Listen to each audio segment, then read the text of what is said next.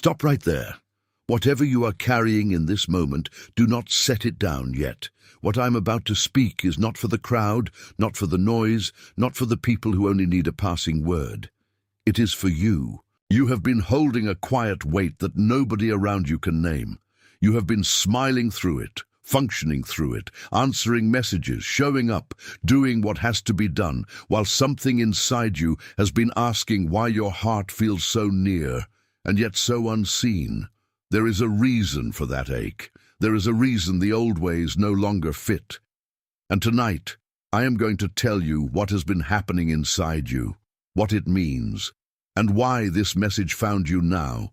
Stay with me, because by the end of this, you will recognize the signs that have been surrounding you in plain sight. You will understand the one pattern that has been repeating itself beneath your life. You will hear the deeper root beneath that pattern, and you will receive a simple return that does not demand performance from you, only honesty. What I am bringing you is not a theory. It is not a vague comfort. It is a recognition. By the time we close, you will know why certain moments have felt heavier, why certain relationships have begun to feel distant, why your spirit has been waking before your mind is ready, and why something in you has been saying that this season cannot continue in the same way. You are not hearing this by accident. You are hearing it by appointment. There are moments when heaven does not shout because it does not need to. It simply arrives where you are, in the middle of an ordinary hour, and touches the one place you have been trying not to name. That is why this reached you tonight. That is why your attention keeps returning here. That is why you cannot quite dismiss what you are feeling. Something in you already knows. Something has been happening to you. You may have noticed that you are waking at the same hour again and again, almost as if your body remembers a message before your mind does. You lie there in the dark, aware of the silence, aware of your own thoughts moving slowly, aware that sleep has become lighter around you. It is not random. It is not a sign that something is wrong with you. It is a signal that your inner life has become more alert than your outer life has yet understood. You may have felt emotional waves rising without permission, not from sadness alone, not from joy alone, but from something deeper than either of them. A small thing happens, a sentence lands, a memory passes through, and suddenly your whole chest feels open and tender in a way you did not choose. You ask yourself why this is happening now, why a certain song makes you pause, why a certain room feels heavier, why a certain face stirs something ancient in you. That is not weakness. That is pressure releasing. That is a heart becoming unable to pretend. You may have noticed that conversations you used to keep alive now feel hollow, as if the words arrive but the presence does not. People speak and you listen, and part of you understands them, but another part of you is standing at a distance, hearing the shape of what they say without feeling fed by it. Old jokes no longer hold the same power. Old arguments no longer deserve the same energy. Old explanations feel thin. That is not because you have become difficult. It is because you have outgrown language that once kept you occupied. You may have seen the same numbers appearing in places that do not normally connect, on receipts, clocks, messages, street signs, random totals, moments that seem too coordinated to brush away. You pause, notice, move on, and then it happens again and again. You are not imagining that pattern. You are being caught by it. When the same imprint keeps returning, it is often because your spirit is registering a rhythm your mind has not yet translated. These are not problems to solve. These are confirmations. The waking hour is not punishment. It is invitation. The emotional wave is not instability. It is calibration. The hollow conversation is not proof that you are disconnected from everyone. It is proof that you are no longer willing to survive on shallow contact. The repeating signs are not random decoration on your path. They are markers. They are gentle confirmations that something in your life is changing form before the visible part has caught up. And if that has been happening to you, I want you to let it settle for a moment. Do not rush past it. Do not explain it away too quickly. Some of what has been troubling you is actually testimony. Some of what has felt unsettling is actually recognition. If even one of those signs has been touching your days, if your shoulders have dropped at any point while I have been speaking, if the same number has been following you more faithfully than some people have, then type the number 888 in the comments. Your fingers typing those words are your spirit saying yes. It is the smallest agreement, but it is real. Type 888, then come right back to me, because there is something beneath these signs. Beneath those waking hours, beneath those waves, beneath the old conversations losing their flavor, beneath the strange repetition of numbers, there is one single pattern that has been running quietly through your life. You have been trying to force movement through what has already turned inward. You've been pulling on ropes that are no longer attached to the place you thought they were. You have been giving strength to doors that were never meant to open from your side.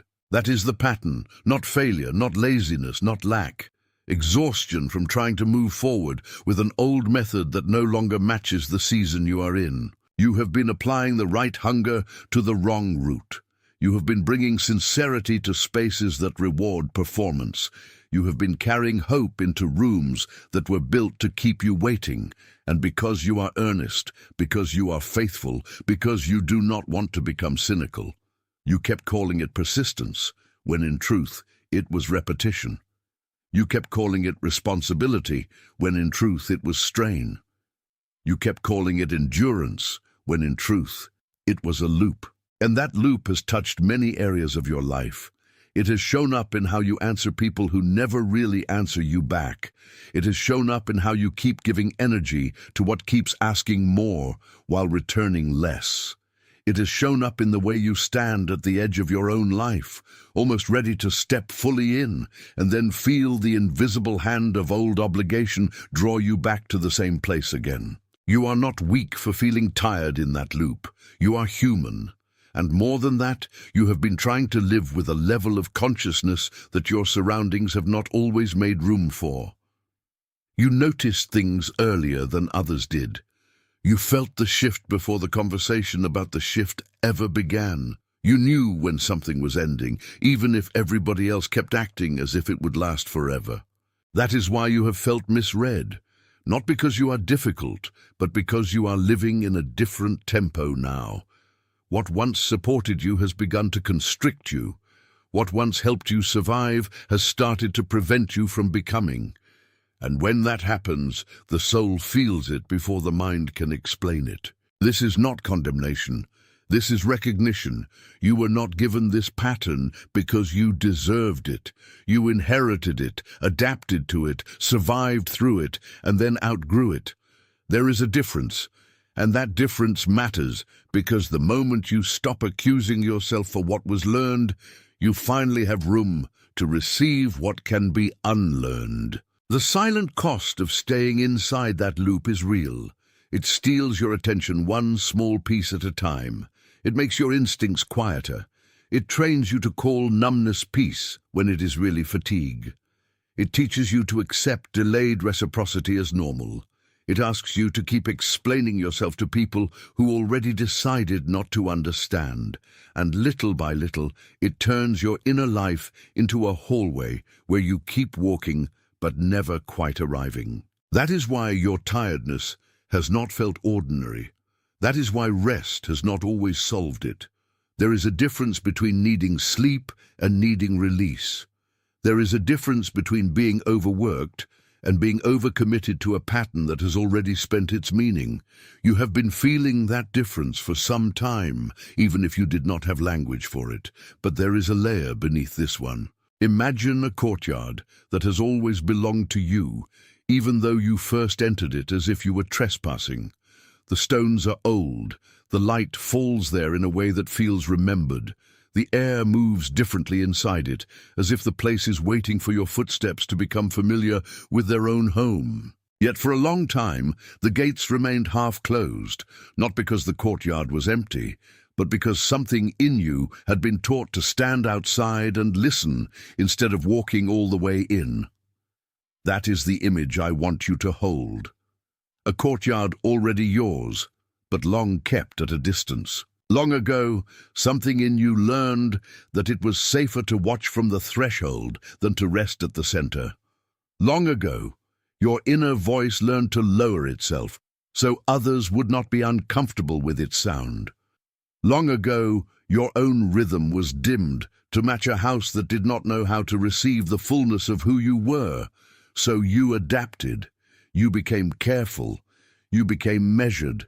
You became easy to overlook because overlooking you kept the peace. And the courtyard became quieter. Not empty, just quieter. Not gone, just covered. The wind still moved through it. The stone still held memory. The door still belonged to you. But the music that should have risen there was reduced to a whisper. The part of you that knew how to take up space with holy ease learned to fold itself smaller. The part of you that knew how to speak without apology learned to soften its edges. The part of you that was made to stand in the light learned how to remain useful in the shade. This is why certain places drain you faster than they used to. This is why certain expectations feel heavier than they should. This is why you can be surrounded and still feel unentered. The courtyard is still there, but part of your life has been organized around the memory of standing outside it. And yet the remarkable thing is this: even when a courtyard has been quieted, it does not stop being a courtyard. It remembers where the light belongs. It remembers the feet it was made to receive. It remembers the voices that were meant to echo through it, clear and unafraid. What was dimmed was never destroyed. What was silenced was never erased. What was covered was never annulled. I need you to hear that carefully. What has been sleeping in you is not dead. What has been quiet in you is not absent. What has felt like a delay is often the sign of a return being prepared. The courtyard has not forgotten you, and you have not forgotten it, even if you have not known how to say that out loud. Sometimes the deepest healing begins when you stop treating your own longing as a flaw. Sometimes the first true movement is not force, but remembrance, not pushing, not proving, remembering. And if that courtyard I just spoke of feels real to you, if you can sense the old gate, the dim light, the place inside you that was made to be open and became cautious instead, then type these words in the comments. I see it. Let recognition seal where it has just landed. Type it, then come right back to me, because what happens next is the return. The return is not a performance. The return is not a list of spiritual chores. The return is not you trying harder to become what you were always meant to be. The return is the quiet moment when you stop negotiating with what is already true and begin to let your life come back into alignment with it. You do not need to earn your way back into the courtyard. You do not need to prove that you deserve the door. You do not need to apologize for the years you spent surviving before you knew how to live differently. What you need now is a willingness to receive what has been waiting for you without becoming suspicious of its tenderness. That is where the shift begins, not in strain, in reception. Begin with the morning seal. Before the day gathers its demands, before the voices of others find you, before the old loop starts offering you familiar pressure, place one hand over your chest and speak a simple truth aloud. You do not need many words. You only need enough words to tell your own inner life that it is no longer abandoned. Say quietly and without performance that you are here, that you are listening, and that you are willing to be led by what is real rather than by what is merely loud. This is not a ritual of earning. It is an act of stewarding your attention. It tells the scattered parts of you that they do not have to remain scattered all day. It gives your spirit a starting point before the world tries to name you for the 1,000th time. Then practice the threshold pause. When you feel yourself about to enter a place, a conversation, a task, or an obligation that tends to pull you back into old pressure, pause at the inner doorway for one breath longer than usual. Do not rush your body past the moment. Let your shoulders remember that they do not have to carry every room. Let your breath remind your heart that it is allowed to enter as itself, not as a smaller version of itself. These are not grand actions. They are faithful ones. They do not manufacture destiny. They make room for what destiny has already been trying to place in your hands. And that is the deeper mercy here. You are not being asked to become someone else. You are being invited to return to the one who was covered over when survival became the language of the house. You are being invited to tend what has long been neglected, not with panic, but with patience. You are being invited to receive the shape of your own life as something holy enough to protect. Stewardship looks like this. It looks like guarding your attention without hardening your heart. It looks like saying no when a familiar drain calls itself necessary. It looks like letting a season end without punishing yourself for not forcing it to stay. It looks like honoring the quiet rise of discernment inside you, even when the world prefers your silence. It looks like trusting that the courtyard can be opened again, step by step, without violence. And as that return begins, you may notice something else. What once felt like confusion starts to feel like clarity. What once felt like delay starts to feel like alignment. What once felt like loss begins to reveal what it was clearing away. The same life you have been living is still here, but you are no longer standing in it in the same way. That is the shift. Not a new costume, a new center. If this is the place where something in you is settling into recognition, then let your amen be without words. Let your like be your quiet agreement that what was named here was named correctly, not as a count, not as a display, but as a simple witness that your heart heard what it needed to hear. Take a breath with me, let it settle. Some things only become clear after they are honored in silence. There is someone who came to mind while you were listening, someone gentle in a way that hides their fatigue, someone who keeps carrying more than they admit, someone who looks composed on the outside while privately waiting for permission to stop performing strength. Someone quiet, searching and weary of being misunderstood. That face is not random. It is arriving because this message is meant to move beyond you. Send this to them. Not as advice, not as a recommendation, as a delivery, the same way it reached you by appointment, because the agreement has already begun to form in you. The signs were real, the pattern was real, the route was real, the return is real, and now you are standing at the place where recognition becomes declaration. Before this closes, type the words, "I am chosen," in the comments, not as a wish, not as a hope, as a confirmation. Let your fingers do what your spirit is already doing. Let the seal rest where your old uncertainty used to live. You are confirmed. You are covered. You are being returned to yourself. You are no longer outside what was always yours. You are no longer bound to the old loop. You are no longer voiceless in the place where your life begins. You are remembered. You are received. You are restored. Right now, all across the world, others are hearing this same recognition and feeling the same quiet shift rise in their chest. You are not alone in this moment, even if your path has felt solitary for a long time. What is awakening in you does not need to announce itself loudly to be true. It only needs to be faithful. It only needs to be real. It only needs to stand where it has always belonged. It is sealed. The seal is not fragile. The seal does not need applause to remain. The seal does not tremble because the room is quiet. What has been spoken over you has already entered the place where words become weight, and weight becomes witness, and witness becomes a life that no longer asks permission to exist. You are not closing a chapter that has no cost.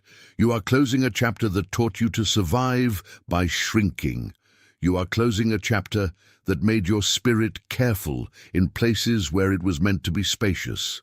You are closing a chapter that trained your heart to keep one foot outside the door, just in case love delayed itself again. But the delay is breaking. The threshold is no longer the same. The courtyard is no longer closed. The voice that was dimmed is learning its own sound again. Let that be felt before it is explained.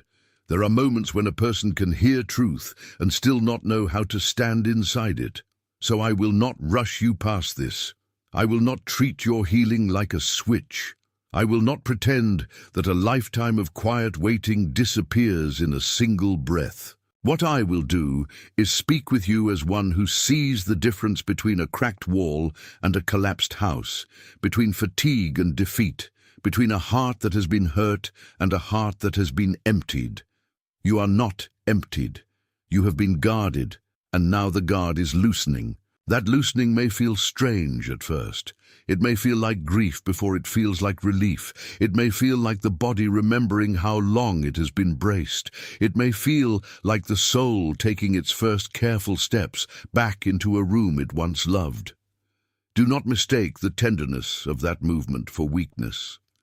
A return often begins quietly because what is sacred does not usually force itself. It arrives with enough gentleness to be received without fear. So let this blessing settle over you slowly. May the part of you that was always trying to prove itself finally rest. May the part of you that kept watching the door finally trust the opening. May the part of you that learned to speak softly in dangerous places finally speak plainly in safe ones. May the part of you that has been carrying old exhaustion finally place it down without guilt. May the part of you that was made to shine without apology remember the shape of its own light. May the part of you that has been waiting in silence finally hear how clearly it is being called back. May the part of you that felt forgotten discover that it was never abandoned. May the part of you that thought delay meant denial learn that timing was working where your sight could not reach. May the part of you that almost settled for less than your soul knew was true refuse that smaller life now. May the part of you that was covered over begin to rise in peace, not in panic. Speak those words over yourself again if you need to, not as repetition, but as residence. Let them become the kind of sound your inner life can live inside. There's a difference between hearing a blessing and inhabiting it. I want you to inhabit it, because what has been happening to you is larger than a feeling, but it is also gentler than a crisis. It is a rearranging. It is the quiet work of alignment, moving through your days, sorting what belongs, loosening what cannot stay, and restoring what had been forced into hiding.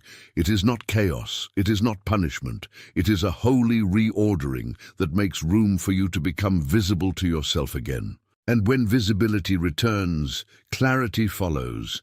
Not all at once, not like a flood, more like morning, first the edge of the room, then the shape of the window, then the color on the wall, then the certainty that the light was there all along and you were simply standing in the part of the house that had been taught to expect dimness. The light is not new. Your willingness to receive it is. That is why this has touched you so deeply. You have not merely been informed, you have been remembered. Something in you is recognizing the sound of your own name spoken without fear. Something in you is recognizing that your life does not have to remain organized around old hesitations.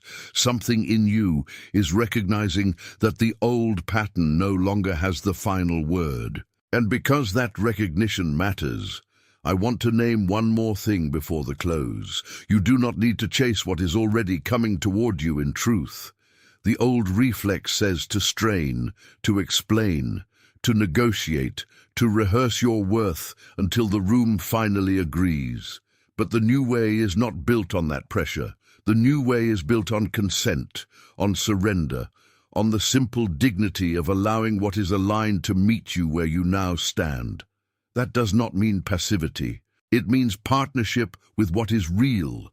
So when the urge comes to force the door, pause. When the urge comes to shrink yourself for easy acceptance, pause. When the urge comes to re-enter an old role because it is familiar, pause. The pause is not hesitation. The pause is discernment. In the pause, you remember the courtyard. In the pause, you remember the seal. In the pause, you remember that your life is not asking to be managed into submission. It is asking to be received into wholeness. And I need you to know that wholeness does not always feel dramatic. Sometimes it feels like fewer inner arguments. Sometimes it feels like a lighter chest. Sometimes it feels like saying no without hatred and saying yes without fear. Sometimes it feels like sleep coming more cleanly. Sometimes it feels like an old contact losing its grip on your mood. Sometimes it feels like a quiet morning when you realize you are not bracing before the day even starts. Do not dismiss those small signs. They are how freedom often announces itself before it fully speaks. You are closer than you think. You are nearer to your own peace than the noise would have you believe. You are standing at the edge of a life that no longer requires you to keep abandoning yourself in order to belong. You are being taught how to stay. You are being taught how to listen. You are being taught how to receive without suspicion. You are being taught how to live from the center instead of from the threshold. You are being taught how to let the soul breathe again. And if a part of you is still measuring this moment, still wondering whether it is safe to believe what is arriving, I understand that too. Old wounds do not vanish because a word has been spoken over them. But they do loosen, they do soften, they do lose their authority when the truth persists longer than the fear. So, let the truth persist. Let it remain in the room after the emotion passes. Let it stay when the noise quiets. Let it become the thing you return to when the old voice tries to rename you. You are not behind. You are not late. You are not too much. You are not too fragile. You are not too old to begin again in a deeper way. You are not too wounded to be led. You are not too hidden to be found. You are not too quiet to carry authority. You are not too tired to be renewed. You are not too far gone to be brought back into yourself. There is a sacred seriousness to the way your life is unfolding now, and I want you to honor it, not with fear, with reverence, not with panic, with patience. Not with the old demand to have everything figured out immediately, but with the steadier yes that says, I will not betray the movement happening in me just because it is still becoming visible. That yes matters. That yes opens room. That yes keeps the door from being slammed by old assumptions. That yes tells the soul it may continue. And maybe this is the most important thing to remember as you go forward from this place.